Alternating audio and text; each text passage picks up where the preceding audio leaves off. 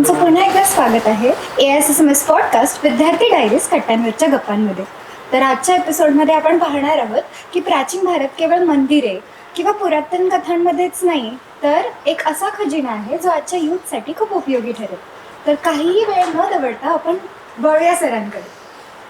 तर सर, रामायण, महाभारत, भगवद्गीता आपण यांना धार्मिक ग्रंथ म्हणून तर ओळखतोच, पण हे आपल्या जीवनशास्त्राशी कसे संबंधित आहे यावर तुमचं काय मत आहे? ओके, तर हा म्हणजे एक बरं आहे की तुम्ही हा इतिहासातच ठेवला, कारण आपल्या देशात एक मिसकन्सेप्शन असं आहे की आपण ह्याला मायथॉलॉजी म्हणतो. मायथॉलॉजी हा मिथ्या ह्या शब्दावरनं येतो. मिथ्या म्हणजे नॉट ट्रू, म्हणजे ते घडलेलं नाही आहे, कदाचित घडलं आहे असं. त्याच्यामुळे it's good like you consider it as a history. आणि जसे शिवाजी महाराज होऊन गेले तसे राम, लक्ष्मण, कृष्ण हे आपल्याकडे होऊन गेलेले आहेत, काल्पनिक पात्र नाही आहेत. Okay, so back to your question. तर ह्या गोष्टी आहेत रामायण, महाभारत वगैरे, हे इन्स्टेड ऑफ गोईंग इन की त्याची नुसती क्रोनॉलॉजी काय होती, की रामाचं हे झालं, मग नंतर वनवास, मग सीताहरण वगैरे वगैरेपेक्षा त्याच्यातनं आपण काय शिकू शकतो हे बघूया. तर एक रामायण हे रिलेशनशिप्स कसे असले पाहिजेत ह्याचं एक खूप छान एक्झाम्पल आहे. म्हणजे आज आपण बघतो की भावाभावांमध्ये भांडणं आहेत, म्हणजे म्हातारे लोकांचं वृद्धाश्रम वाढत चालली आहेत. इवन एक फॅमिली जी आपली जॉईंट फॅमिली होती ती न्यूक्लिअर झाली. न्यूक्लिअरचं अजून इंडिव्हिज्युअलिझम खूप वाढत चाललं आहे, फक्त नवरा बायको असं राहायला लागलेत. अशा अनेक गोष्टी आपण बघतोय समाजामध्ये. तर ह्याचं उत्तर आपल्याला, आणि त्याच्यानी डिप्रेशन्स आणि हे खूप वाढत आहेत, तर ह्याचं उत्तर आपल्याला रामायणात सापडतं की कसे रिलेशन्स असले पाहिजेत. तर जस्ट एक एक्झाम्पल बघितलं तर जेव्हा राज्याभिषेक होणार असतो श्रीरामांचा, आणि पण त्यांना कळतं की वनवासात जायचं आहे, तर ते जेव्हा भरताला कळतं तेव्हा आजचा भाऊ असतं तर म्हणा असतं बरं झालं, चला मोकळा झाला तर मी राजा होणार. पण त्यांनी काय केलं, तर तो पूर्ण परत तेवढाच चालत गेला, विदाऊट चप्पल गेला, आणि म्हटलं नाही तुम्ही मोठे भाऊ, तुम्ही झालं पाहिजे. सो हे जे आहे की sacrifice for our loved ones, हे आपण रामायणातनं शिकू शकतो. अजून एक खूप मोठं मिसकन्सेप्शन असं आहे की रामायण या शब्दाचा अर्थ लोकांना वाटतं की स्टोरी ऑफ राम. तर स्टोरी ऑफ राम नाही आहे, त्याचा अर्थ आहे जर्नी ऑफ राम किंवा जर्नी ऑफ प्रिन्स राम, प्रभू राम काही म्हणू शकतो. तर ती जर्नी कुठली, तर त्याला दोन टाईपची जर्नीमध्ये आपण डिफाईन करू शकतो. पहिली जर्नी अशी की त्यांनी नॉर्थला अयोध्या आहे, साऊथला श्रीलंका आहे, ती एक जर्नी, ती फिजिकल जर्नी झाली. पण सेकंड जर्नी अशी आहे, तर तुम्ही जस्ट विचार केला तर राम आणि बाकी जे विष्णूचे अवतार होते, कृष्ण असो किंवा अजून कोणी, त्यांच्याकडे सुपरनॅचरल पॉवर्स आहेत. कृष्णाकडे ते सुदर्शन चक्र एवढं फास्ट फिरणारं, तो हे करतो. पण तुम्ही बघितलं तर रामाकडे काही नाही आहे. जसे आपण जन्माला आलो तसेच ते आले, नो एक्स्ट्रा पॉवर्स, फक्त त्यांच्याकडे डिसिप्लिन होतं, धाडस होतं, आणि पुरुषोत्तम म्हणजे बेस्ट ऑफ मॅन म्हणता येईल तसे ते होते. ह्या क्वालिटीमुळे ते जे एक ऑर्डिनरी मॅन म्हणून जन्माला आले, ते देवत्वाकडे त्यांची जर्नी झाली. सो आज आपण त्यांचं मंदिरं बांधतोय आणि 500 वर्ष वाट बघून मंदिरं झालं आहे. हे सगळं का, तर एक साधारण माणूस फक्त त्याच्या क्वालिटीजमुळे आणि त्याच्या आयुष्यात चांगल्या गोष्टी काय घडल्या तुम्ही जस्ट विचार केलात तर त्याला आज माहिती आहे की उद्या मी राजा होणार आहे, तर नाही, सकाळी उठून त्याला वनवासात पाठवलं. आणि तो वनवास आजचा सारखा टुरिझम वनवास नाही आहे, ॲक्च्युली डेंजर होतं. तेव्हा त्याच्यात गेलं, बायकोबरोबर गेले, सो लेडी बरोबर आहे, ती सेफ नाही, त्याचा विचार करा. ते सेफ नाही म्हणेपर्यंत किडनॅप होऊन काय, तर कुठे गेली बायको माहीत नाही. अशा सगळे दुःख असं करण्यामध्ये एक एवढं मोठं युद्ध करायचं, आणि स्वतः पीस लविंग पण युद्ध करावं लागलं. असं करत परत बायकोला आणून परत तिचे काही प्रॉब्लेम, म्हणजे समाजामध्ये झालेले प्रॉब्लेम, त्याच्यामुळे तिच्यापासून वेगळं व्हायचं. ते काही खूप आनंदाचे डिसिजन्स नव्हते. तर हे सगळे जे डिसिजन्स आहेत ह्यामध्ये तुम्हाला एकही पॉईंट असा मिळणार नाही की राम गॉट फ्रस्ट्रेटेड, प्रभू राम गॉट फ्रस्ट्रेटेड, प्रभू राम गॉट अँग्री, असे कुठलीच क्वालिटी दिसत नाही. आणि आपण आज जर बघितलं की कोणी आपल्याला थोडा इगो हर्ट केला की आपण चिडतो, कोणी आपलं थोडं मनाविरुद्ध झालं, थोडे मार्क कमी पडले, प्लेसमेंटला उशीर झाली, काहीही आपल्या आयुष्यात थोडं इकडे तिकडे झालं की आपण फ्रस्ट्रेट होतो. सो हे आपण रामायणातनं खूप छान शिकू शकतो. आज ज्यांच्यामुळे आज आपण सनातनी आहोत, छत्रपती शिवाजी महाराज, त्यांच्यावर काय संस्कार झाले, तर रामायण आणि महाभारतातले झाले. जर त्यांच्यावर जिजाबाईंनी हे संस्कार केल्यामुळे इतका मोठा माणूस होऊ शकतो, तर विचार करा, याच्यात थोडं तरी आपण घेऊयात.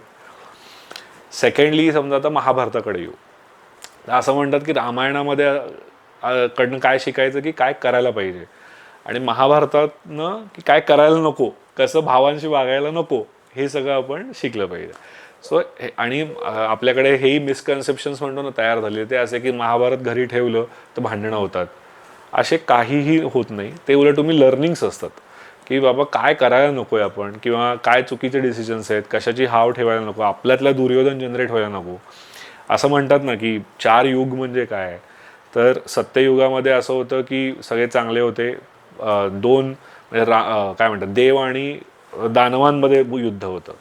नंतर द्वापार युगात त्रेतायुगात काय झालं तर 2 देशांमध्ये समजा युद्ध झालं.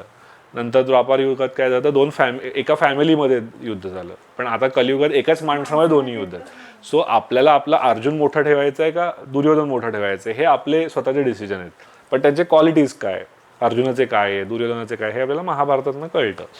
आणि त्यातनं आपल्याला काय घ्यायला पाहिजे आणि काय घ्यायला नको आहे ते आपण आता बोललो. सो आणि एक बरं झालं की तुम्ही बोललात की महाभारत हा इतिहासातला पार्ट आहे, कारण तेही खूप एक कन्फ्युजन आहे की ते एवढे शस्त्र असतात का, एवढं मोठं युद्ध असतं का, इतके लोक कुठून आले, असे अनेक लोक तर्क लावतात. तर महाभारत व्यासाने जेव्हा लिहिलं त्याचं फर्स्ट वाक्य असं आहे की हा जय नावाचा इतिहास आहे, असंच फर्स्ट वाक्य आहे. So it is not a fictional story, it is not a mythology, it is actually history. Third, तुम्ही भगवद्गीतेचं विचारलं तर एक आपल्याकडे नरेटिव्ह असं आहे की भगवद्गीता ही एक जसं मुस्लिम्सचं कुराण आहे, ख्रिश्चन्सचं बायबल आहे, तसं भगवद्गीता हे आपलं एक रिलिजियस टेक्स्ट आहे. So it is a very big misconception. बाकी ह्या ज्या धर्मग्रंथ आहेत त्याच्यात कमांडमेंट्स दिलेले आहेत की तुम्ही असं वागलं पाहिजे, असं वागलं पाहिजे, असं वागलं पाहिजे, नाहीतर असं होईल, असे दिलेले आहेत. भगवद्गीतेत असं काही दिलेलं नाही आहे. तिथे 2 मित्र आहेत किंवा 2 भाऊ आहेत ज्यांनी मोठ्या भावाने छोट्या भावाला सांगितलं आहे की बाबा काय केलं पाहिजे, आणि छोट्या भावाने मोठ्याला विचारलं आहे की बाबा मी काय करू, मला आता हे माझ्या भाऊच आहेत, आजोबा आहेत, गुरु आहेत, त्यांना मी नाही मारू शकत, माझं व्हॉट इज माय ड्युटी हे भगवद्गीतेत सांगितलं. Plus another one misconception we have की भगवद्गीता हे आजी आजोबाने वाचायच्या गोष्टी आहेत किंवा म्हाताऱ्या लोकांनी वाचायच्या गोष्टी आहेत. तर तुम्ही जस्ट भगवद्गीता कुठे सांगितली गेली तर एका युद्धाच्या जागेवर सांगितली गेली. युद्ध म्हणजे काय तर कुठल्याही क्षणी तुम्ही मरू शकता.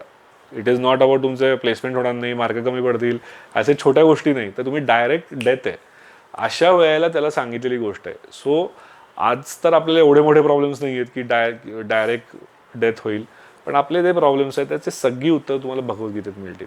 आणि लकीली आता इंटरनेटमुळे अशा इवन IIT लोकांनीच केलेले वेबसाईट्स आहेत की ज्याच्यामध्ये तुम्हाला समजा काय रिलेशनशिप प्रॉब्लेम भगवद्गीता असं टाकलं की त्याचे सगळे श्लोक येतात आणि त्याचे आन्सर्स कृष्णाने काय दिलेत ते सगळे आपल्याला कळतात. सो आपल्याकडे आपले सेल्फ हेल्प बुक्स आहेत. म्हणजे जर तुम्ही वर्ल्डमधले जे टॉप सेल्फ हेल्प बुक इकागाई वगैरे ऐकलं असेल कदाचित तुम्ही, त्यांची थीम हे आपल्या पूर्ण भगवद्गीतेतल्या एका श्लोकावर असते. भगवद्गीता 700 श्लोकांचं आहे, पण एका श्लोकावर त्यांनी पुस्तकं लिहिलेली आहेत आणि ते एवढे हिट झालेत. ते जस्ट विचार करा की आपल्याकडे वी हॅव अ गोल्ड माईन. आणि म्हणजे ह्या पर्स्पेक्टिव्हनी आपण बघू शकतो गोष्टी. एक तुम्ही म्हणजे ॲड करू शकतो मी त्यात, ते म्हणजे आपले वेद आणि उपनिषद, जे तर आपले यूथ तर आपल्या आसपासही जात नाही. हे तर मला वाटतं आपल्या घरातले मोठेही आसपास जात नाहीत कधी कधी अशा गोष्टीत. बट तुम्ही थोडं कधी आता इंग्लिश ट्रान्सलेशन सगळ्याचे अवेलेबल आहेत किंवा इव्हन रिजनल मराठी, आपल्याला समजा मराठी हवं आहे तर मराठी अवेलेबल आहेत. त्याच्यावर तुम्ही जर पाहिलं तर तुम्हाला कळेल की जसं आपण एखादा मोबाईल घेतो त्याच्याबरोबर एक युजर मॅन्युअल येतं की हा मोबाईल कसा वापरायचा, हे काय करू नका. पण आपल्या लाईफचं युजर मॅन्युअल कुठे आहेत? त्याच्यामुळे आपण कन्फ्युज्ड असतो ना की काय डिसिजन घ्यावेत, माझं काही चुकतंय का, मी ह्याच्यात पुढे कसं जाऊ. तर हे वेद, उपनिषद, भगवद्गीता हे सगळे आपले युजर मॅन्युअल आहेत. सो आपलं काही चुकत असेल की आपण कुठे कन्फ्यूज असो तर वी कॅन ओपन इट. आणि लकीली आपल्याकडे ऋषींनी वगैरे ना ते सगळं इझी करून ठेवलेलं आहे. असं काही फार, आणि आता यूट्यूबवर वगैरे तर शेकडो लोक आहेत ज्यांनी त्याच्यावर अभ्यास करून उत्तरं सांगितले जे आपल्याला स्वतःला समजेल असं. त्याच्यामुळे हे सगळ्या गोष्टी आपल्या इतिहासातल्या फार महत्त्वाच्या आहेत आणि काय म्हणतात त्याला आजच्यासाठी खूप रेलेव्हंट आहेत. दे आर नॉट, म्हणजे मी कुठेतरी कोणाकडे तरी ऐकलं होतं की प्रिमेटिव्ह टेक्स्ट, म्हणजे प्रिमेटिव्ह टेक्स्ट किंवा एन्शंट टेक्स्ट नाही आहेत, दे आर लिव्हिंग टेक्स्ट. की ते 5,000 वर्षापूर्वी लोकांना प्रॉब्लेम होते त्याच्यावरची उत्तर आहे, असं नाही आहे. आज मला जो प्रॉब्लेम आहे, आज काय यूथमध्ये प्रॉब्लेम काय असतो, एकतर प्लेसमेंट, नंतर रिलेशनशिप्स, ब्रेकअप्स, डिप्रेशन, एन्झायटी, हेच प्रॉब्लेम्स आहेत. असे काही फार जगावेगळे प्रॉब्लेम नाही, जे तेव्हा पण होत होते, आताही आहेत.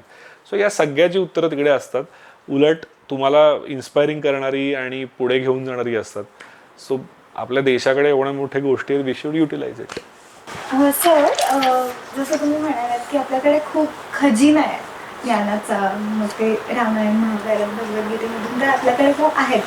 त्याचबरोबर चाणक्य, ज्यांचं अर्थशास्त्र आजही तेवढंच म्हणजे Relevant आहे. relevant आहे. तर मग अर्थशास्त्र थोडं हाय लेवल किचकट आहे, पण चाणक्याने काय केलं हे खूप महत्त्वाचं आहे, की मेन त्यावेळेला, आणि ते कसं परत हिस्ट्री रिपीट्स म्हणून 1947ला परत घडलं, की तेव्हा आपण आपला देश जो होता तो जनपद आणि महाजनपदमध्ये डिवाइड होता.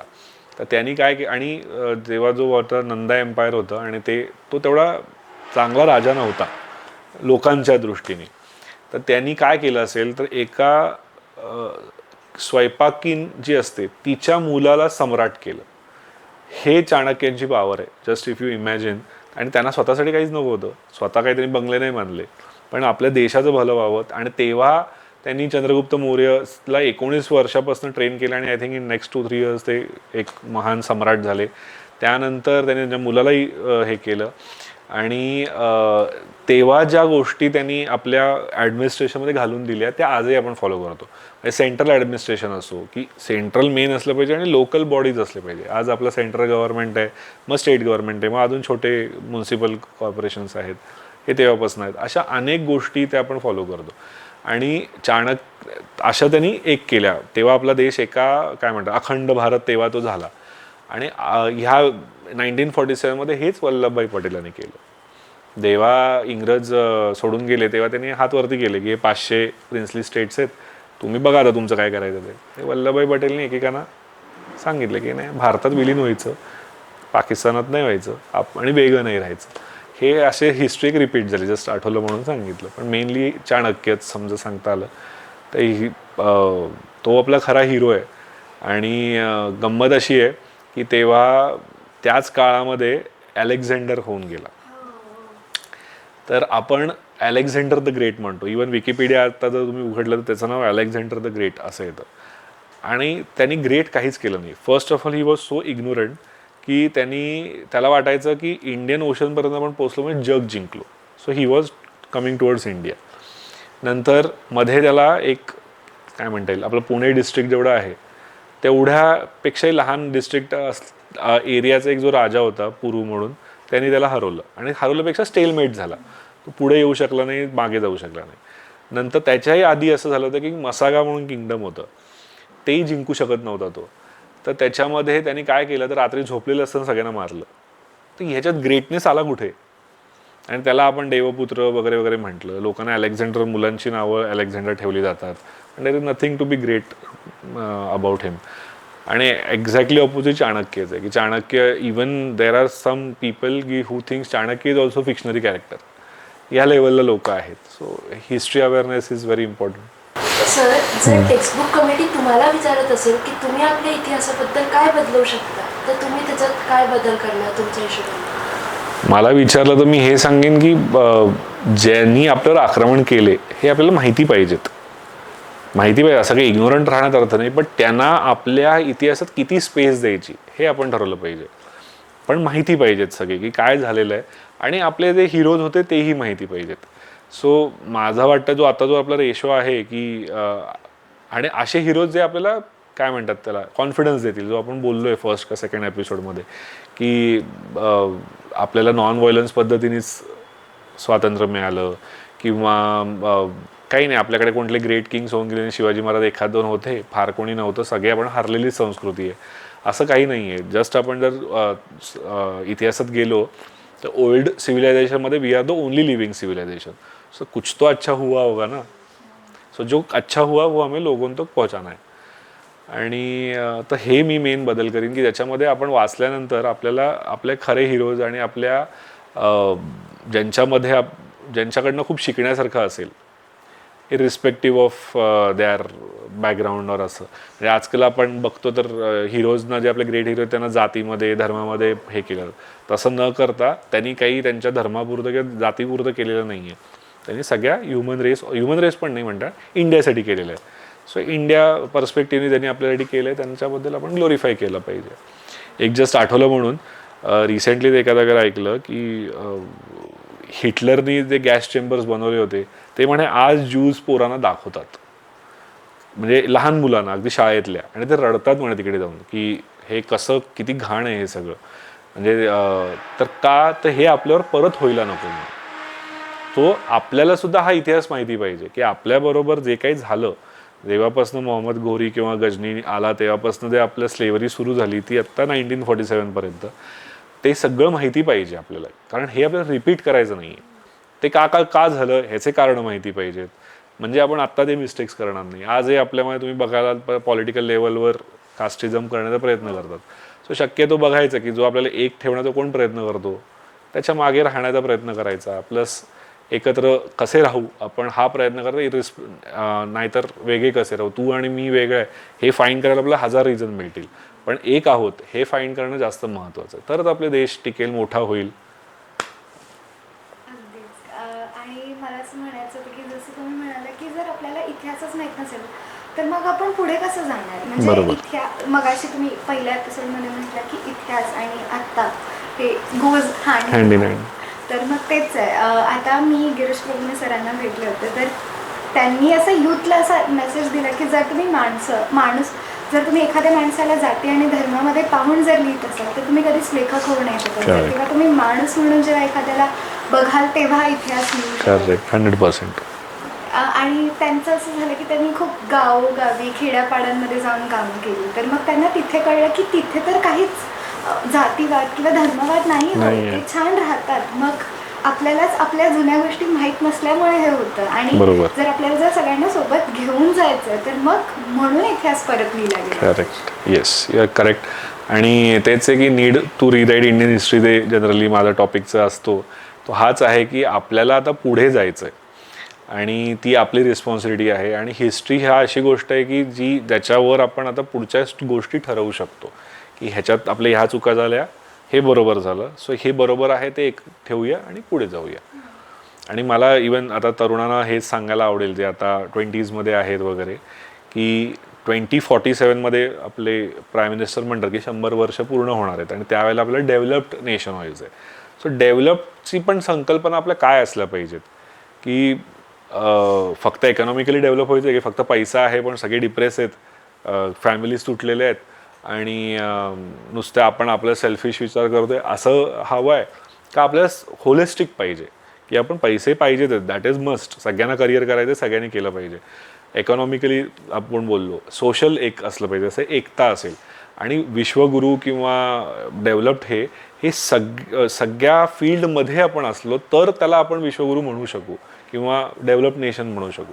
तर ह्यासाठी आज जे 20s आहेत किंवा आज जे तरुण आहेत त्यांची ती रिस्पॉन्सिबिलिटी होते की हेच प्रॉब्लेम जे आपण आज ज्याच्याबद्दल बोलतो, काय समजा पोल्युशन आहे, ट्रॅफिक आहे, 1000 गोष्टी आहेत, स्वच्छता, या सगळ्या परत आपण 20 वर्षांनी त्याच बोललो, 22 वर्षांनी जेव्हा 47 येईल, then the current youth is the problem. So तुम्हाला एवढ्या सगळ्या गोष्टी करून मग काही फरकच पडला नाही असं होईल. सो माझी रिक्वेस्ट अशी आहे की, आणि ह्याच्यात सगळे म्हणजे इन्क्लुडिंग मी सगळेच आहे त्याच्यामध्ये, की आपण हा एम ठेवून पुढे गेलं पाहिजे आणि आपल्याकडनं काय करता येईल. प्रत्येकाला देवाने काही काही दिलेलं आहे, प्रत्येकाने करिअर करायचं, that is very important, even for the country, even for our family, स्वतःसाठी सगळ्यांनी केलंच पाहिजे.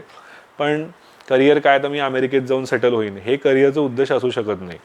अमेरिकेत जायला प्रॉब्लेम नाही आहे, आता मी IT तर खूप लोक जातात, पण तुम्ही कधी जा तिकडे की तुमच्यात काही कॅलिबर आहे आणि इंडियात अवेलेबलच नाही आहे ते. फॉर एक्झाम्पल अजून AI आपल्याकडे ग्रो होत आहे, it is not that perfect, होईल ते पण, मग त्याच्यासाठी समजा गेला तर समजू शकतो आपण, परत आलात. असे एम्स असले पाहिजे की मी मला देशाला काय कॉन्ट्रीब्यूट करू, माझं तर ग्रोथ झालीच पाहिजे पण देशाची काय कॉन्ट्रीब्यूट झालं पाहिजे, हे एम ठेवून जर पुढे गेलो ना. आणि आपण म्हणतो आपल्या शास्त्रात आणि धर्मातही आहे की जेव्हा आपण देतो तर आपल्याला 4 पटीने मिळतं. सो आपण जर कुठेतरी थोडा विचार केला देशाचा तर आपल्याला बरोबर 4 पटीने मिळेल, याची मला खात्री आहे. आपणही समाजाचं काहीतरी देणं लागतं. करेक्ट. हे तेव्हाच कळेल जेव्हा आपल्याला कळेल की ते जे स्वातंत्र्य आपल्याला मिळालं आहे ते कुठून आलंय. जर आपण म्हणतो की फंडामेंटल राईट्स, पण त्या तेवढ्याच गरजेच्या असतात फंडामेंटल ड्युटीज. करेक्ट. तर अशा नोटवर आपण चालेल, थांबूया. चालेल. आणि सर खरंच खूप मजा आली, खूप धमाल गप्पा झाल्या. म्हणजे असं झालं की सुरूच आहे कॉन्व्हर्सेशन. तुम्हाला कसं वाटलं?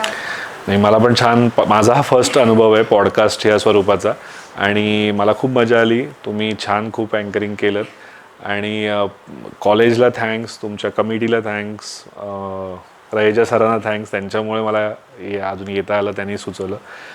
आणि हा एक फॉर्मॅट आता न्यू आहे, न्यू पण नाही आता झाले, त्यालाही 4-5 वर्ष झालेत पॉडकास्टला, बट ही मजा आली, एक वेगळा अनुभव. Thank you so much. तर मित्रांनो, वेळ झाली इथेच थांबायची. आज आपण इतिहासाची ओळख नव्याने करून घेतली. इतिहास म्हणजे आपल्या देशाचं आत्मचरित्र, आणि आत्मचरित्रच खोटं असेल तर भविष्यही खोटंच ठरेल ना. भारतीय इतिहासाला रिव्हिजनची नाही तर रिवाईजची गरज आहे.